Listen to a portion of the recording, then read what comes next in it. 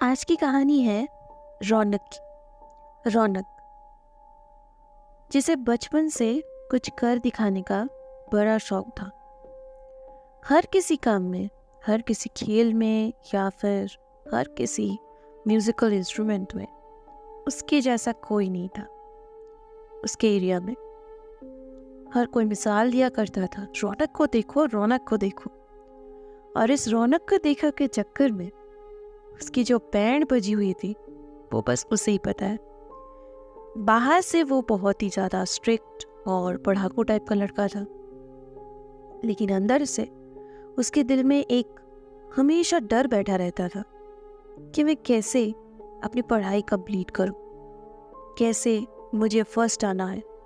अगर मैं किसी भी कीमत पर 1 नंबर या 0.5 मार्क्स कम लाया तो हो सकता है मेरी रैंकिंग कम हो जाए। और इसी चक्कर में धीरे धीरे उसके दिमाग पे ये डर बैठ सा गया। वो ना किसी दोस्तों से मिलता था, ना कभी मूवीज में जाता था, और मोबाइल फोन को तो वो कोशिश ही नहीं करता था छोड़ने की, सिवाय मम्मी पापा के कॉल के रिसीव करने का। और धीरे धीरे उसने गेम्स भी खेलना बंद कर दिया, क्योंकि उसे लगा कि पढ़ाई के बीच अगर ये सब कुछ आया तो आईआईटी क्रैक करना बहुत ही मुश्किल है। हाँ, उसे आईआईटी में अपनी मंजिल पाने के लिए वो किसी ट्यूशन सेंटर में भर्ती हो गया। और इस आईआईटी के लिए उसने बचपन से सपना देखा था। उसके एक कज़न ने जो खुद आईआईटी से पढ़ाई कंप्लीट करके अमेरिका में जाकर सेटल हो गए, और इस बात से माँ बाप उसे बचपन से ये बात सुनाया करते थे, रौनक बेटा, तुझे भी उनके जैसा बनना है। तुझे पता है ना कितना जानते हैं, कितना मानते हैं लोग उनको। बस, और इसी बात से रौनक ने भी दिमाग में ये बात बिठा ली कि भाई मुझे भी उस भैया जैसा बनना है। अगर मैं कुछ कर दिखा पाया तो ही अपने माँ बाप के सामने मैं उस भैया से भी ज़्यादा अच्छा बेटा बन के दिखा पाऊंगा। फिर क्या था, रौनक ने जब क्लास 9th में एडमिशन ली तब भी से उसने इतना ज़्यादा पढ़ाई स्टार्ट किया कि 12th तक आते आते वो अब आईआईटी के लिए प्रिपेयर्ड होने के लिए एक अच्छे से इंस्टीट्यूट में भी भर्ती हो चुका था। इस ट्यूशन सेंटर में सब कुछ ठीक था। टीचर्स, प्रोफेसर्स, और प्रोफेसर्स इसलिए बताया जाता है क्योंकि प्रोफेसर्स भी यहाँ आके वीकली पढ़ाते थे। रौनक को बहुत ही ज़्यादा पसंद था यहाँ का माहौल। बहुत ही अच्छे स्टूडेंट्स यहाँ आया करते हैं, डिफरेंट स्कूल से भी आते हैं, उनके साथ बात भी हो जाती है। वीकडेज में क्लासेस है तो फिर अच्छा भी होता है कि मतलब पढ़ाई में क्या हो रहा है, क्या नहीं हो रहा है, ये सब भी डिस्कशंस हो जाती है। उसे बस इस 30 स्टूडेंट में से, इन स्पेशल 30 स्टूडेंट्स में से नंबर 1 बन के दिखाना था। और रौनक ने इस बात को अपने दिमाग में इस तरह बिठा लिया कि अब मुझे कुछ भी हो जाए अपने मॉक टेस्ट में भी फर्स्ट आके दिखाना है। लेकिन जब उसने पहला मॉक टेस्ट दिया उसका सपना टूट गया। यहाँ पे उसकी रैंकिंग नंबर 5 पे आई। मॉक टेस्ट का रिजल्ट जब नोटिस बोर्ड पे टंगाया गया तभी उसको पता चला कि उसका नंबर उतना अच्छा नहीं है। उससे भी ज़्यादा अच्छा और 4 लोग निकल गए। उसे बहुत बुरा लगा। घर पे आकर उसने जब मम्मी पापा को ये बात बताई तो उन्होंने भी बहुत डांटा, बहुत चिल्लाया, क्योंकि उनको पता था कि रौनक कभी भी सेकंड भी नहीं आया है, तो 5th आना तो बहुत दूर की बात थी। उनको लगा कि शायद अब रौनक का मन यहाँ पे नहीं है। धीरे धीरे रौनक के साथ ये बात घटती गई। हर मॉक टेस्ट, हर क्लास टेस्ट, हर किसी चीज़ों में वो धीरे धीरे पीछे चला जाता गया। और ये बात उसी इंस्टीट्यूट में से स्टार्ट हुई थी, उसी ट्यूशन सेंटर में से स्टार्ट हुई थी। उसको लगा कि शायद उसे अब इस बात के बारे में जिक्र करना चाहिए अपने प्रोफेसर्स के साथ जो वहाँ पे पढ़ाने आते हैं, ताकि वो लोग उसे हेल्प कर सके कि आखिर प्रॉब्लम किस बात में है। क्या उसके आंसर्स ठीक नहीं है, उसका तरीका सीख नहीं है, कुछ ना कुछ तो गड़बड़ ज़रूर है। और इसी बात से एक दिन क्लासेस के बाद उसने एक सर से बात करना ठीक समझा। सर सर सर मुझे आपसे बहुत ज़रूरी बात करनी है। रौनक भागकर सर के पास गया। प्रणव सर, इस ट्यूशन्स के बहुत ज़्यादा बच्चों को उन्होंने ही आगे बढ़ाकर आईआईटी में चांस दिलवाया है। इनके बारे में बहुत बहुत ज़्यादा चर्चे हैं यहाँ पे, क्योंकि इन्हीं ने ही आज तक यहाँ से बहुत अच्छे स्टूडेंट्स को निकाल के उनके अंदर की खूबियों को बढ़ाया है। आज काफ़ी लोग इनके बारे में बहुत ज़्यादा बातें करते हैं।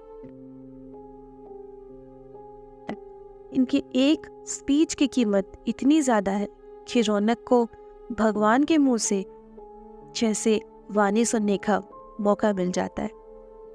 रौनक जैसे यहाँ बहुत ही है, सर से बात करने की हिम्मत किसी में नहीं, लेकिन रौनक ने आज हिम्मत दिखाई थी। तो सर ने पीछे मुड़कर कहा, यस ओह यस, तुम रौनक हो ना, क्लास में पढ़ते हो। अभी तो क्लास ख़त्म हो चुकी है, तुम घर जा सकते हो। सर मुझे आपसे एक बहुत ज़रूरी बात करनी है।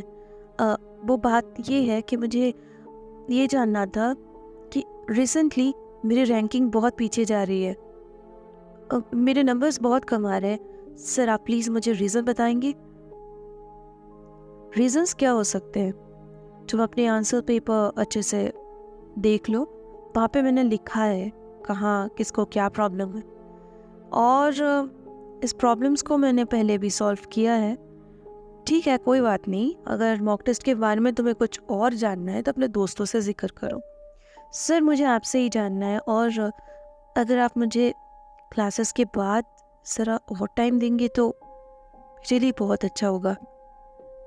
क्लासेस के बाद? You mean after 6 PM? जी सर, 6 बजे के बाद। बस 1 या 2 घंटे में एक्स्ट्रा क्लास मिल जाए तो सब प्रॉब्लम्स क्लियर हो जाएंगी। मुझे लगता है सर मेरी आंसर सॉल्विंग में कुछ प्रॉब्लम है। आप प्लीज़ ज़रा हेल्प कर दीजिए। I am really sorry.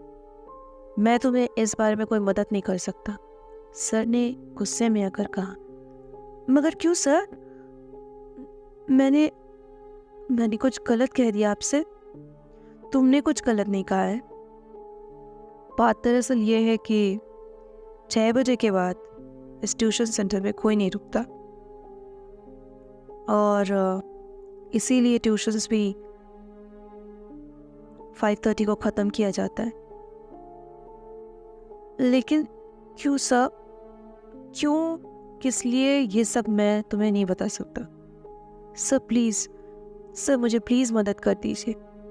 रौनक के बहुत कहने के बाद सर ने उससे कहा, देखो बेटा, मैं तुम्हें 6 बजे से पहले ही सॉल्व कर दूंगा, लेकिन 6 बजे के बाद मैं खुद यहाँ नहीं रुक सकता, क्योंकि मेरे साथ यहाँ कुछ घट चुकी है।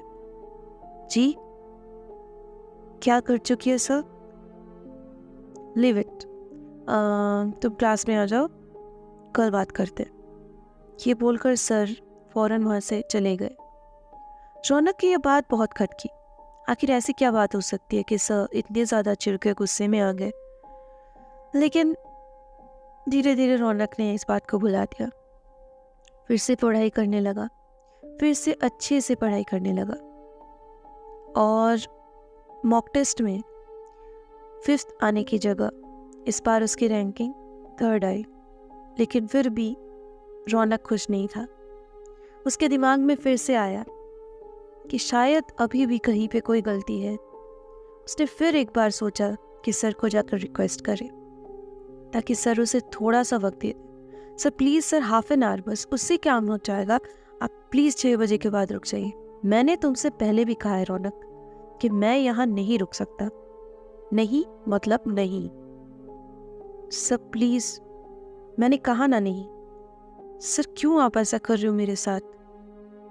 मैं तुम्हारे साथ नहीं, मैं अपने साथ ऐसा कर रहा हूँ। कि यहाँ मेरे साथ कुछ घट चुका है। 6 बजे के बाद। जी,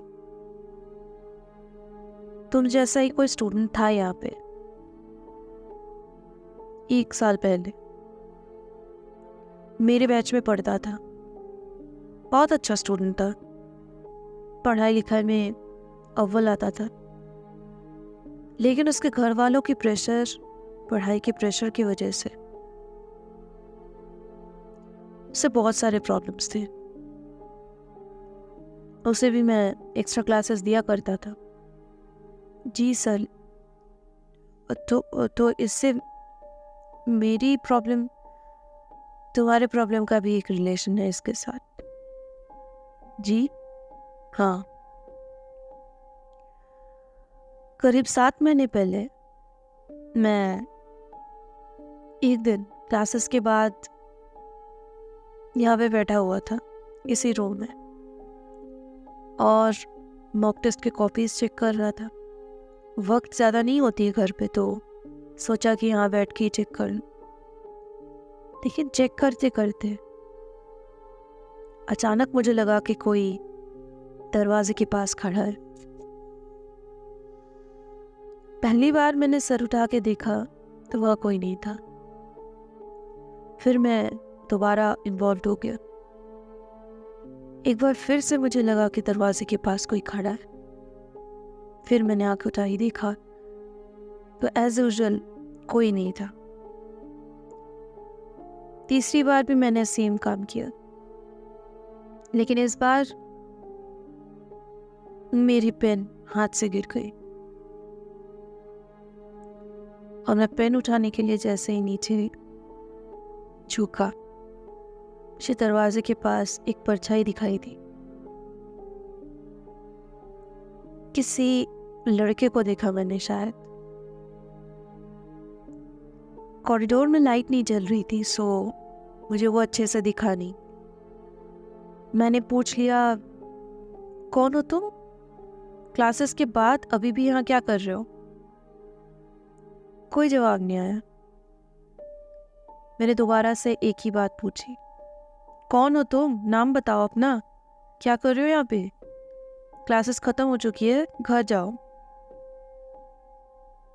फिर से कोई जवाब नहीं आया।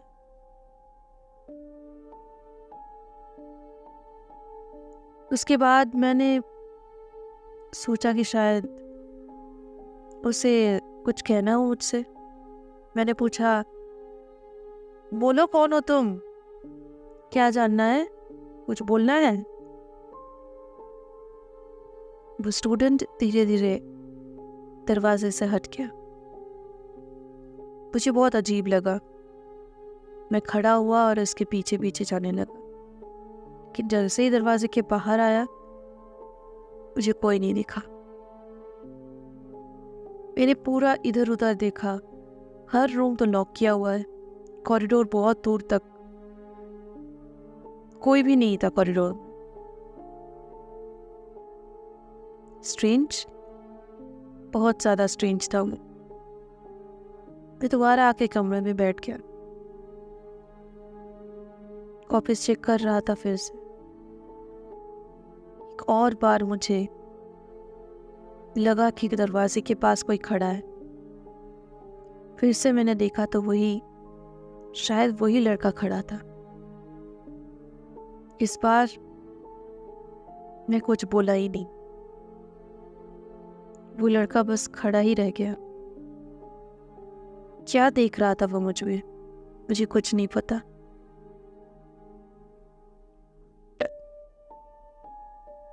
मैं बस देखता चला गया।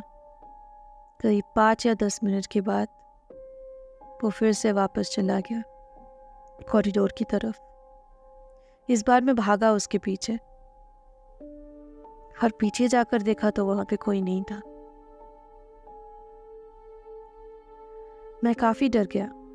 मुझे लगा कि शायद दिमाग में मेरा बहुत प्रेशर आने की वजह से मैं बहुत कुछ देख पा रहा हूँ। फौरन मैंने अपनी बैग पैक की और घर की तरफ निकल पड़ा। अगले दिन आकर मैंने सिक्योरिटी गार्ड से पूछा कि वो लड़का यहाँ पे क्या कर रहा था कल रात। सिक्योरिटी गार्ड ने कहा, कौन सा लड़का साहब? कल वाला लड़का जो वहाँ पे खड़ा था ना, मतलब कॉरिडोर में था। किस लड़के की बात कर रहे हैं साहब? यहाँ कोई लड़का नहीं था, सारे बच्चे चले गए थे। और 6 बजे के बाद तो कोई बच्चा नहीं रुकता, कोई टीचर्स भी नहीं रुकते साहब। वो तो मुझे भी दिखता है कि कोई टीचर्स नहीं रुकते, पता नहीं क्यों। सर आपको नहीं पता क्या?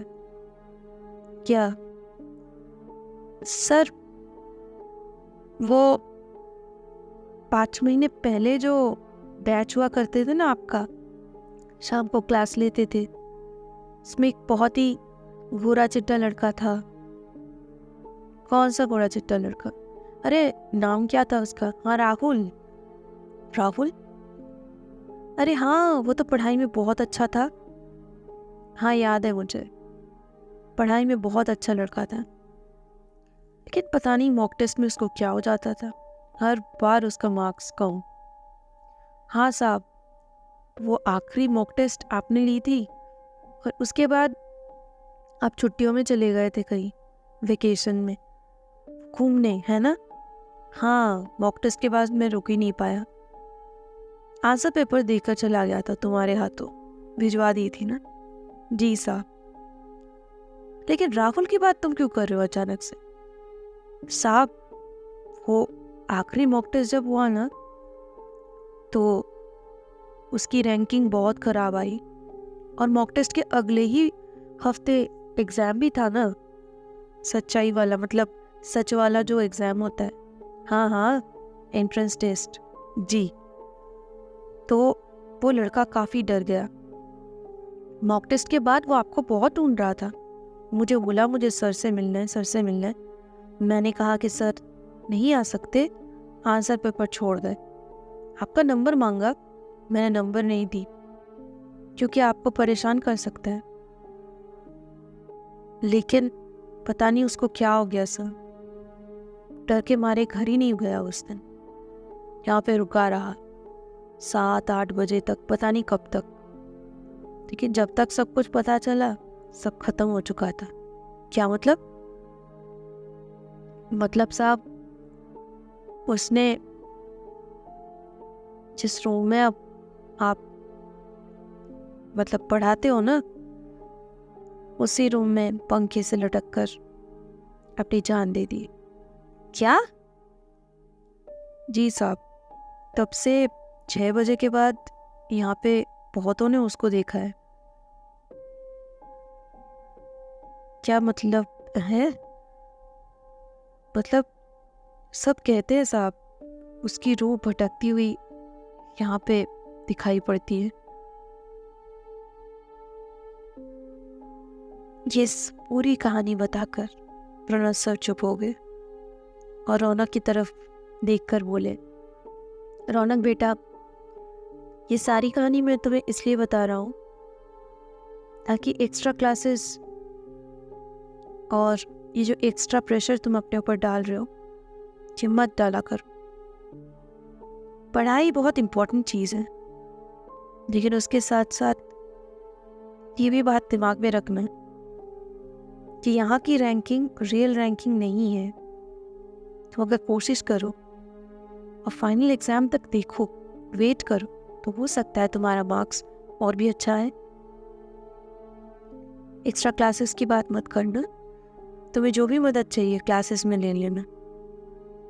बेटा मुझे बहुत बुरा लगता है राहुल के लिए और अपने किए पर भी। चलता हूँ। रौनक ने प्रणव सर को जाते हुए देखा और खुद अपने बारे में सोचा, शायद आज ये कहानी उसे सुनने को नहीं मिलती तो राहुल की हालत उसकी भी हो सकती थी।